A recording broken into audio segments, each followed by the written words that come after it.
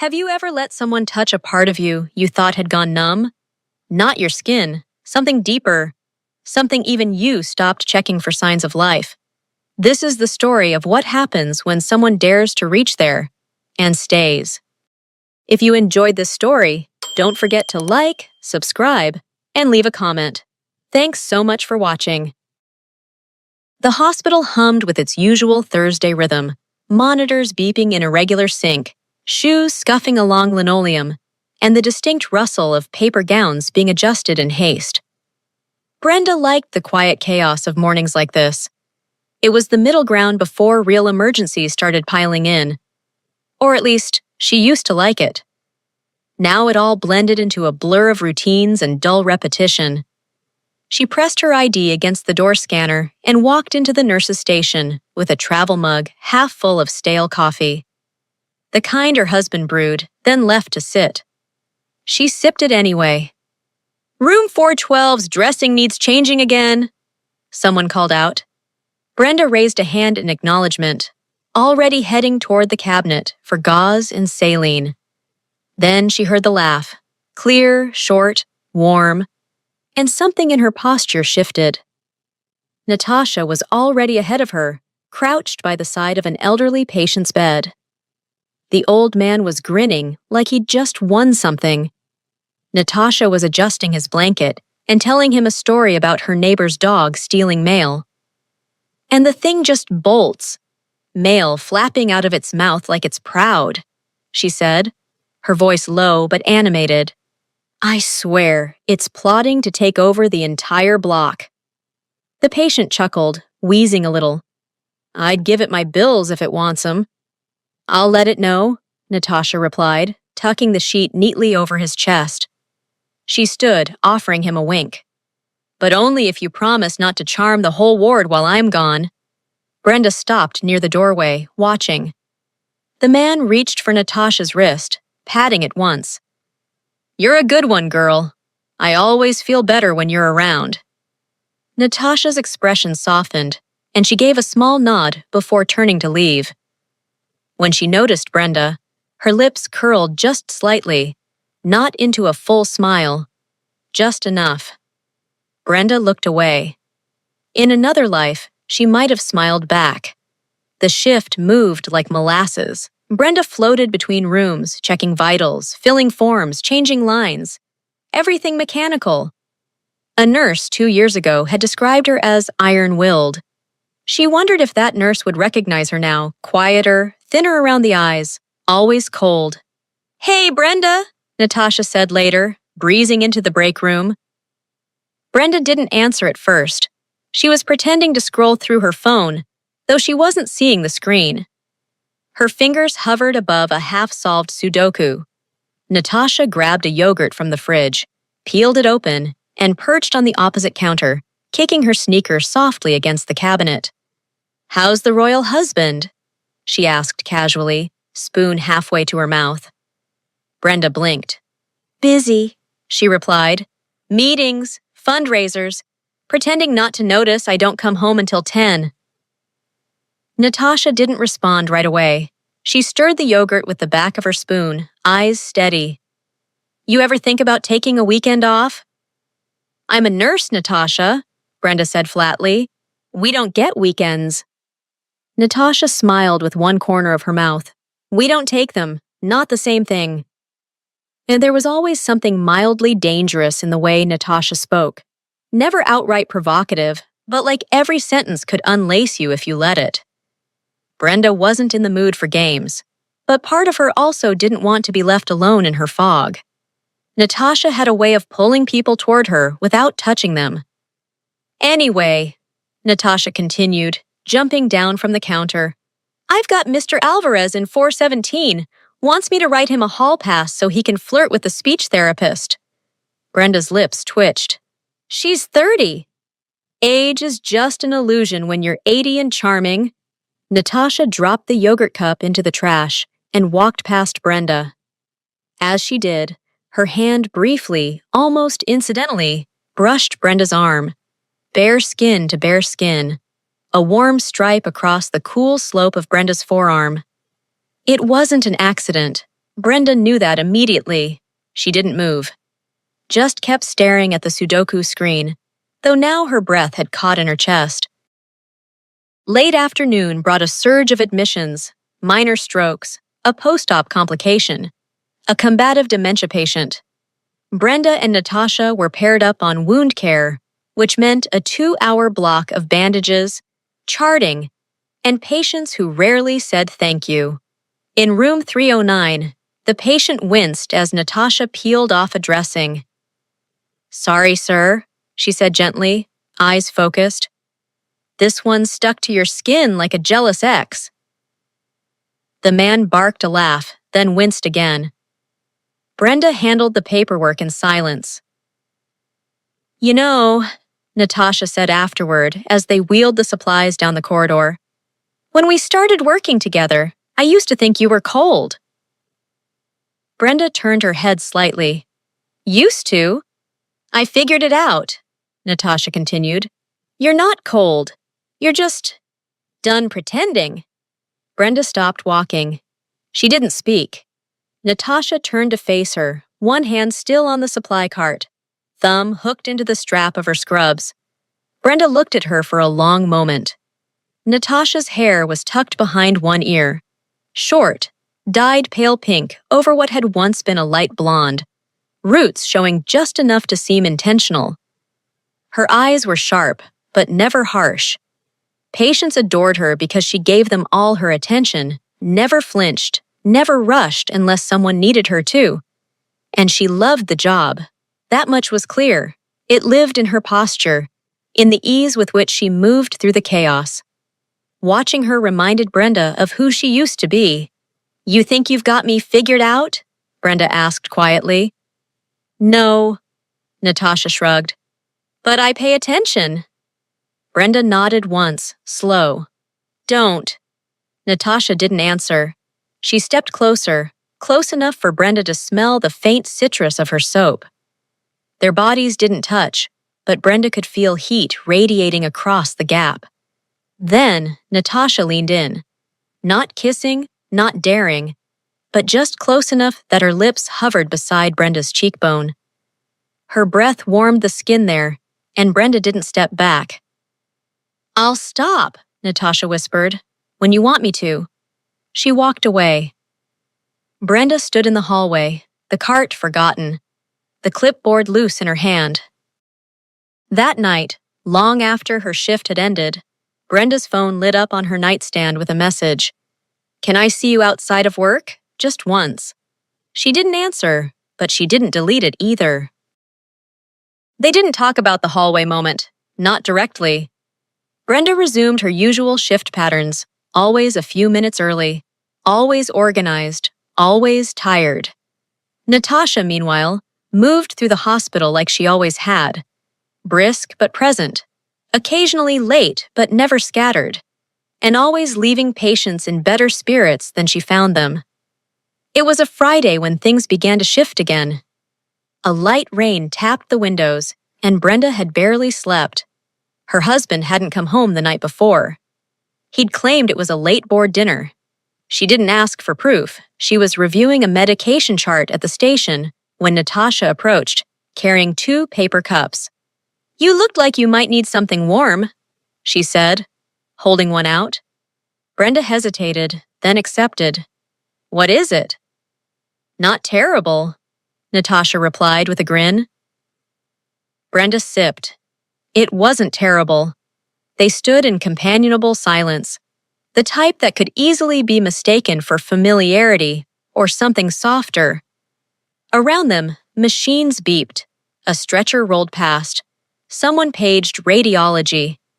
And still, they didn't move. "You didn't message back," Natasha said eventually. Brenda turned slightly toward her.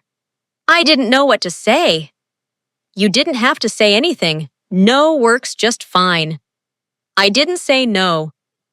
"No," Natasha agreed, lifting her cup to her lips. "You didn't."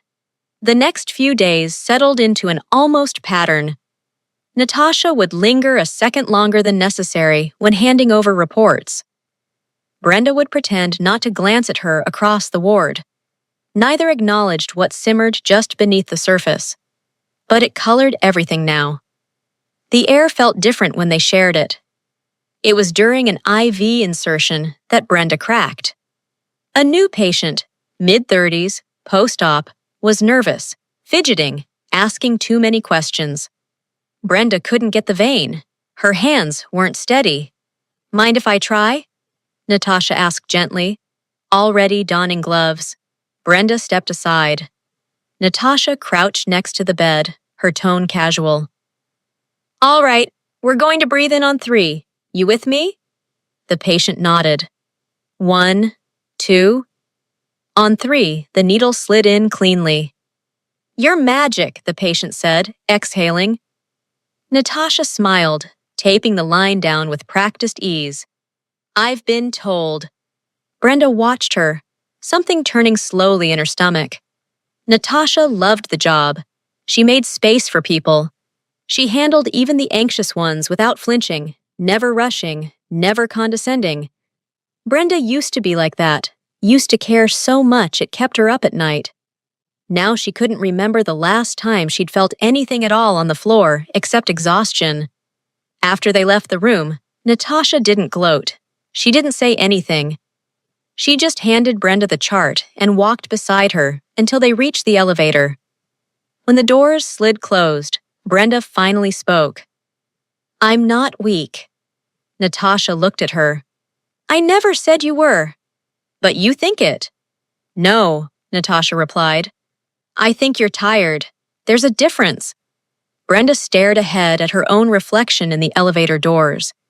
The overhead lights made her look older than she felt, washed out, outlined in fatigue. Natasha, standing just behind her, was a contrast in every way. Compact, clear-eyed, present. "Do you want to sit down?" Natasha asked quietly. "What?" "Just come with me. 10 minutes. You can say no." Brenda hesitated. Then she nodded. The on-call room smelled like hand sanitizer and a hint of citrus cleaner. The cot against the wall was neatly made, the blanket folded military style. Natasha didn't touch it. Instead, she sat on the floor, back against the wall, legs stretched out. She patted the tile next to her. Brenda rolled her eyes, but lowered herself anyway. Her knees clicked on the way down. They sat in silence for a while. Not the awkward kind, just quiet. Outside the door, the hospital pulsed with its usual rhythm. But in here, it was still. Brenda sipped the last of the lukewarm drink Natasha had brought her earlier. "You don't even know me," she said eventually. Natasha turned her head. "I know enough." "Like what?" "That you hate being touched unless you're in control of it. That you chart faster than anyone on this floor. That you breathe through your mouth when you're trying not to cry. And that you haven't had a good night's sleep in weeks." Brenda stared at her. "I also know," Natasha continued, her voice low but steady, "that your husband talks to the residents like he's still trying to win a campaign. And you used to love this job. You used to light up every time a patient improved. Now, you look like you're just trying to survive the day."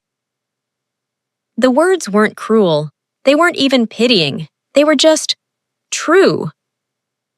Brenda closed her eyes for a second. "I don't want to be a cliché," she whispered. "You're not," Natasha said. "You're just someone who stopped asking for more." They sat like that until the overhead speaker buzzed an announcement. Neither moved. Then Natasha leaned in, not fast, not bold, just slow enough to be deliberate.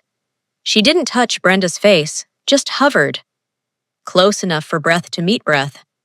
Brenda didn't back away. Their lips met softly. No rush, no hunger. Just pressure and quiet understanding. Natasha's hand found Brenda's arm, her fingers curling gently above the elbow. Brenda tilted her head, deepening the kiss just slightly, and then, just as quickly, pulled back. They both inhaled. Brenda looked down at the floor. That can't happen again. Natasha nodded, not moving. Okay. But her hand remained on Brenda's arm for a second longer than it needed to. When it slipped away, Brenda felt its absence like a drop in temperature. Later that night, back at home, Brenda stood in her kitchen, staring at the pot of rice she'd forgotten was on the stove. Her husband walked in, phone pressed to his ear. He gave her a distracted nod and kept walking. The smell of something beginning to burn pulled her back. She turned off the burner, dumped the pot in the sink, and stood very still. 10 minutes passed before she moved again, just long enough for the warmth from Natasha's fingers to finally fade from her skin. Word spread faster than Brenda expected. No one said anything directly, but something shifted. Conversations paused when she entered the break room. The intern who used to greet her every morning avoided eye contact. Even the patients seemed to look at her differently. Warier, like they'd caught the scent of scandal. She knew where it started. A whisper passed from a respiratory tech to a radiology nurse. A nurse passed it to admin. Admin connected dots. Her husband wasn't the kind of man who handled rumors quietly. The explosion came on a Sunday night. He was already home when she walked through the door, his coat off, his phone face down on the table, a half-finished glass of scotch sweating onto a napkin. He didn't stand when she entered. "You've humiliated me." Brenda didn't speak. "She's a junior nurse," he snapped, "and a woman, for Christ's sake." Still, she said nothing. She'd imagined this moment 1,000 ways. Tears, denial, apologies. But now that it was here, all she could do was stare at the man she'd once wanted to grow old beside and feel absolutely nothing. "I've given you everything," he said, rising slowly. "Do you know what people are saying?" Brenda finally met his eyes. "Do you care what they're saying, or that you didn't hear it from me first?" He flinched. For the first time in months, something genuine flickered across his face. It wasn't anger. It was fear. She set her bag down quietly. "I'm sleeping in the spare room," she said. "Don't follow me." He didn't. At the hospital, things didn't get better. She wasn't pulled into HR. But her name lingered on everyone's tongue in silence. Natasha was reassigned to pediatrics for a few days. Probably not punishment, but it felt like separation. Brenda floated through the week like someone working from underwater. Everything muffled, everything heavy. On Thursday, after finishing her rounds, she walked past the pediatric wing. She didn't mean to stop, but there was a sound, a laugh she hadn't heard all week. Natasha's. Brenda paused in the doorway. Natasha knelt beside a boy who couldn't have been more than 7. He wore a tiny surgical mask and held a dinosaur, plush like it was sacred. Natasha was pretending to check the dinosaur's vitals. "Looks stable," she said gravely. "But I recommend snacks and cartoons immediately." The boy gave her a tired thumbs up. Brenda's throat tightened. She turned and walked away. That evening, she found Natasha in the staff lounge, curled on the floor again, leaning against her duffel bag, eating trail mix with surgical gloves still peeking out of her scrub's pocket.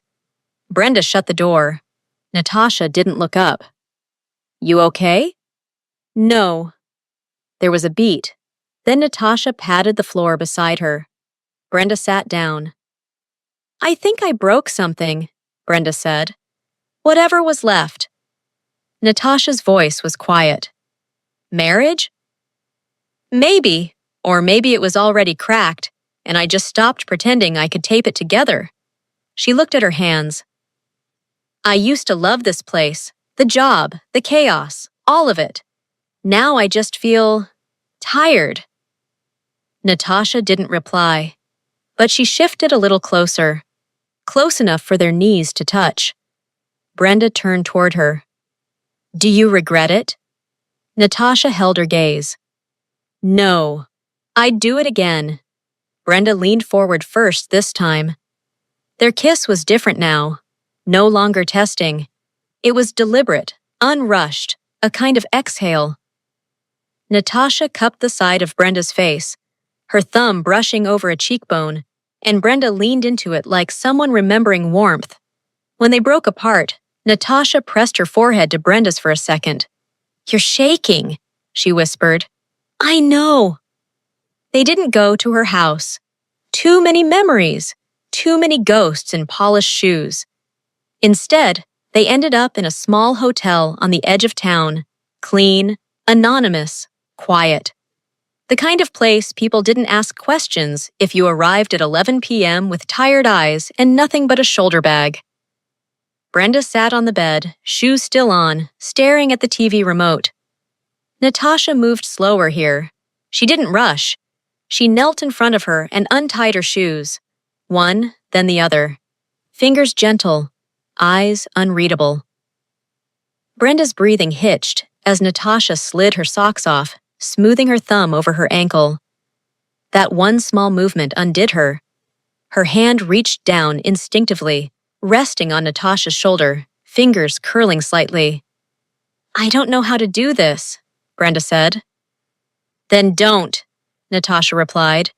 "Just be here." She stood and kissed her again, longer this time, hands cradling Brenda's jaw. Brenda's arms wrapped around her back slowly, cautiously, as if she didn't trust her own body to behave. They undressed without hurry. There was nothing performative about it. No mirrors, no games, just clothing dropped one piece at a time. Soft sheets pulled back, bodies meeting in quiet, tentative patterns.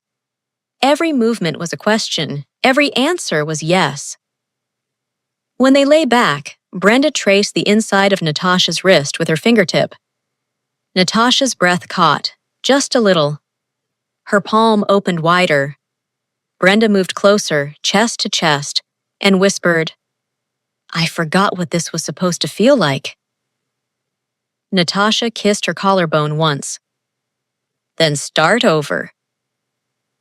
2 weeks later, the gossip had cooled.